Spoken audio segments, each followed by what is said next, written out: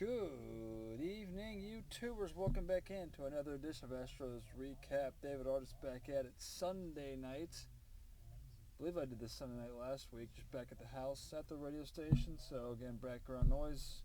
What's playing on News Radio 740 KTRH. I'm also watching what's left of this Packers-Bears game here. So I'll be looking up occasionally, so just keep that in mind. I'm going to try to make this semi-quick. It is 6:34 p.m. September 10th. So, but good week for Astros. So good week for the Astros. 5-1 this week. So I'll start the off days on Thursday for the rest of the year from this point forward. So 6-game week. But yeah, I mean they beat up on the Rangers pretty good, sweeping them. Offensive outbursts in each one of those games. Came home where they struggle and lost Friday. They got absolutely killed Friday, but bounced back on Saturday and Sunday to actually pick up the series. So it was a good week. The Mariners also got swept over the weekend, so the Astros would pick up some games, and they are in first. And I think they're 2 up in the loss column on the Mariners, which is good. So starting to build a little bit of space. Hopefully that continues to get better. And the Astros schedule gets light. I mean, they got the A's for 3. I think they stay home to play the A's for 3. Off day again Thursday, of course. And then they hit the road to Kansas City for 3 more. So another week where you're looking at, hopefully, I don't like to get too greedy, but 4-2.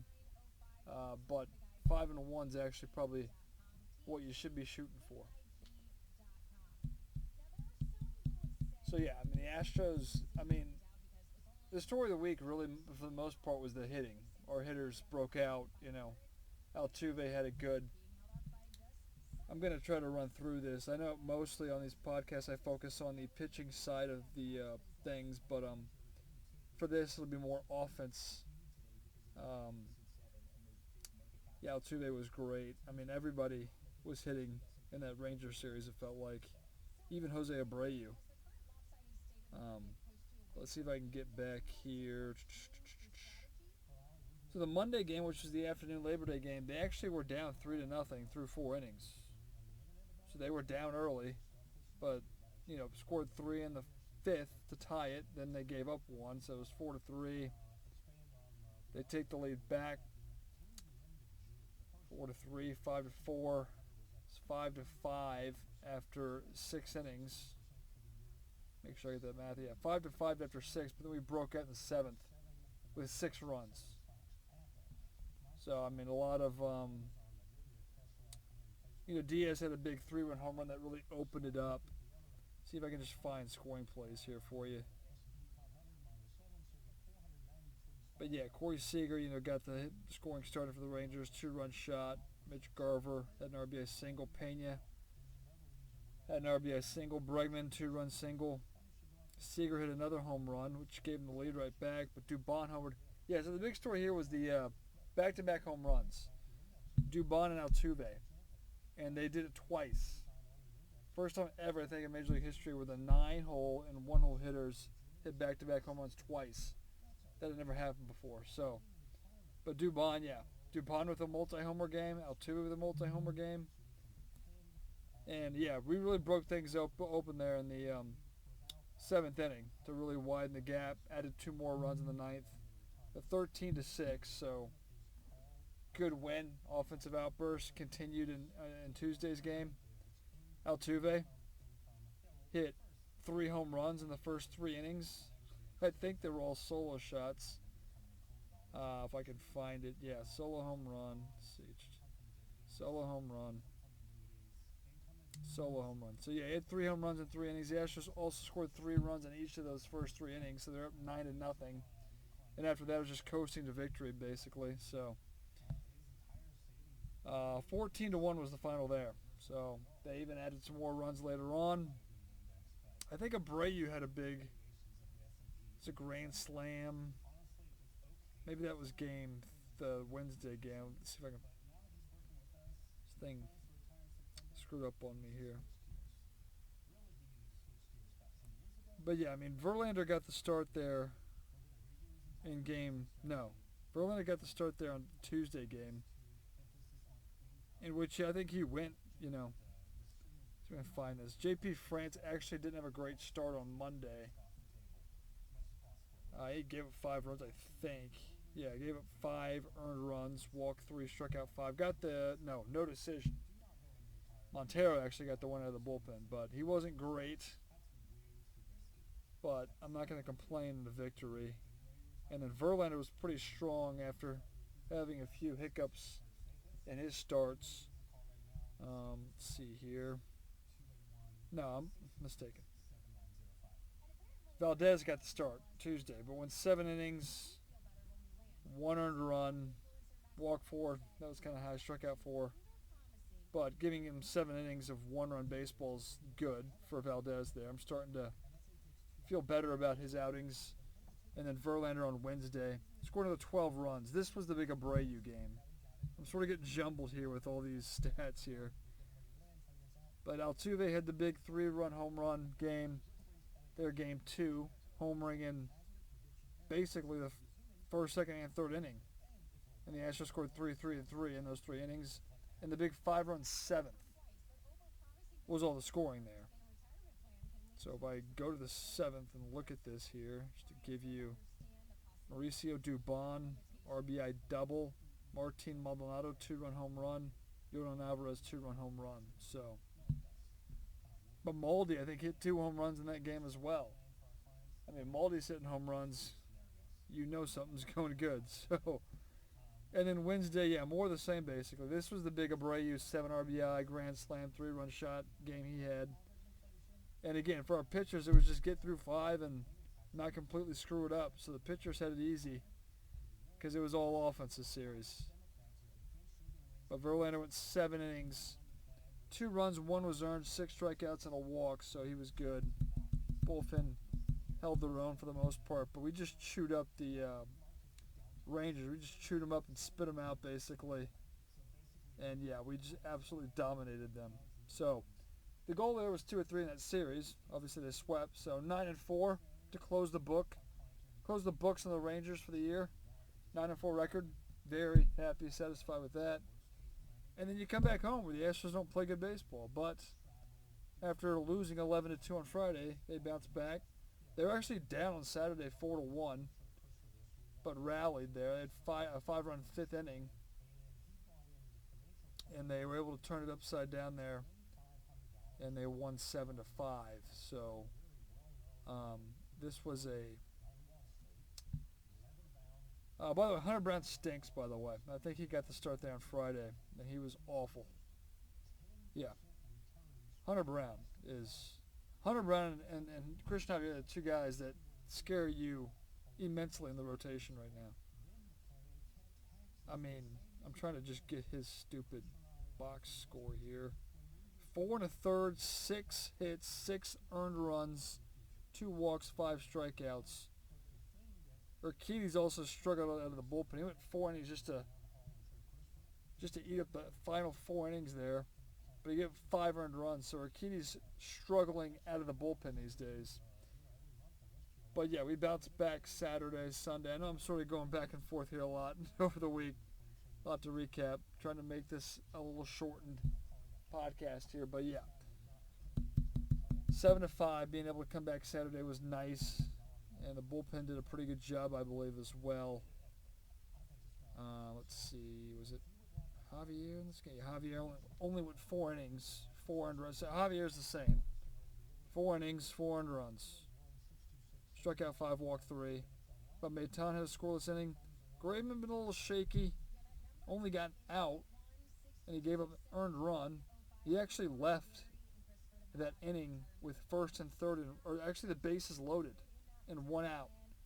And Neris actually got out of that. So Graveman's line could have been worse if it wasn't for Neris. Montero, doing okay. I mean, Montero's numbers, ERA creeps back under 5. Seems like a miracle. But Montero's been... Yeah, it's sort of proceed with caution with Montero. Like, I don't see Montero go out there and strike out players and, have easy 1, 2, 3 innings. I mean, he'll have them here and there. Like this one was a 1-2-3 inning with a strikeout, but Montero's more of a proceed with caution the way they're using him, and I can deal with Montero the way he's pitched. I can't argue, but I sort of hesitate to give people a credit, especially like Montero, because the minute I do that, they prove that I shouldn't have, basically, by so I hesitate on giving players that have performed poorly credit if they start to look better. Abreu had a okay inning, gave a hit, struck out a guy. His ERA is under 2, 23rd hold. Presley gets his 30th save, winning Saturday. Today, we sort of got our revenge from the Friday game because the offense scored 8 runs in the 6th inning. Kyle Tucker also, first time this has happened, I believe, 2 triples in 1 inning. A lot of a lot of firsts in the Ranger series, and then you had one here today. But yeah, they broke it up there in the 6th. Broke it open. That's what I tried to say. They broke it open in the 6th. Sailed to victory. J.P. France was better. Got the win 11-5 to give you France's numbers here quickly. 6 innings, 4 hits, 1 earned run. Walked 5. That wasn't good. Struck out 5. Parker Mashinsky got an inning. And you're at September call-up point, so if the Astros are up big, you won't see their high leverage relievers. But Joel Kunal got the final outs. Actually pitched the last 2 innings of today's game. Didn't watch a lot today. I watched a lot of NFL football, so yeah. But all around good week, and like I said, Mariners got swept. So we actually now have a 2.5 game lead and have a 2-game sort of cushion that loss column, which is the important one. Rangers, after losing on Friday to the A's, did bounce back with 2 wins, so they're 3 games back. But the Astros had the lead in the division finally. And if they can just continue to win games that they should win, like against Oakland, against Kansas City, they should be okay. And they've reached their high water mark, 20 games over 500, 82-62. But yeah, the schedule lightens up. The hardest series they got going forward is at home against Baltimore for 3 a week from tomorrow. But yeah, Kansas City, Oakland, Kansas City, Baltimore, Kansas City again, Seattle can be tough there on the road, and Arizona finishes up the season. So we've got 3 more weeks to go basically, but the Astros just do what they should do, take care of business against the teams they can, teams they should. Baltimore, they beat them 2-3 in Baltimore early this year. Now the home thing, is kind of weird. Astros are a better road team this year by a pretty wide margin. We'll see here. But yeah, I'm just looking at the schedule here. And Baltimore, not Baltimore, Seattle and Texas have to play each other a few more times. So I mean, if they beat each other up, that also works in our favor. So, but yeah, and I'm looking here at the wild card, which Texas is a half game out. That's going to be very interesting at the end there with Seattle, Texas, because they're right neck and neck. And if they have to play each other, I think 6 more times, I could be wrong there. But that's going to be a very... Toronto's played good baseball of late. They've won 3 in a row, 8 of their last 10. They've moved up to the 2nd spot in the wild card, and Tampa Bay is just head and shoulders above everybody else. They hold an 8.5 game lead, so they're obviously in. I think the Braves actually clinched a playoff spot today, so the first team to do that. But they're 93-49, so. But yeah, all in all, things are going well. I can't complain. I know I sort of go through the lineup, so I want to do that quickly here as well. Let's see, today, Altuve hitting 312, Pena 261, that's more like it.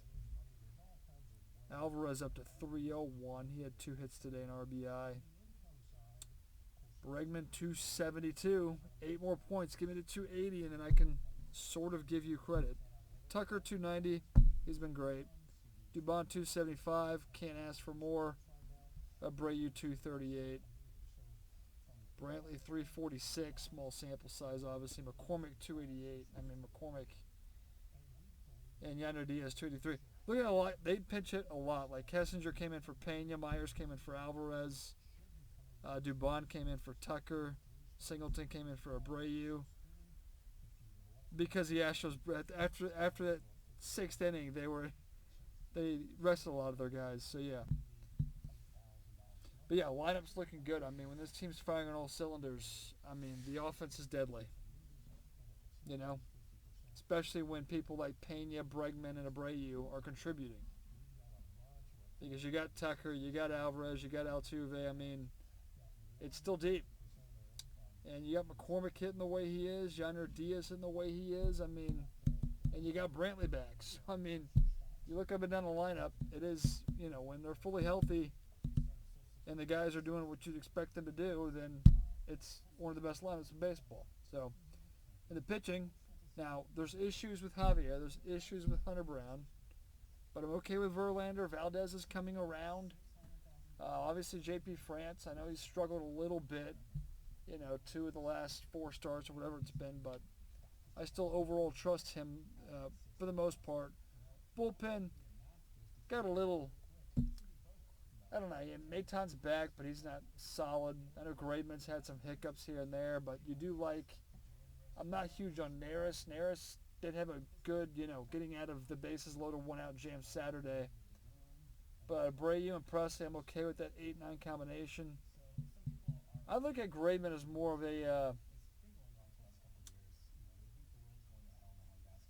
a coming into games where there's runners on base, 1 out. That's where I see Graveman most effective. I think he could do a pretty good job with inherited runners. I feel like they tried to do that with Maton. It didn't really work. Maton at the end of the day, Phil Maton at the end of the day, he's just a middling reliever. He's not a setup guy.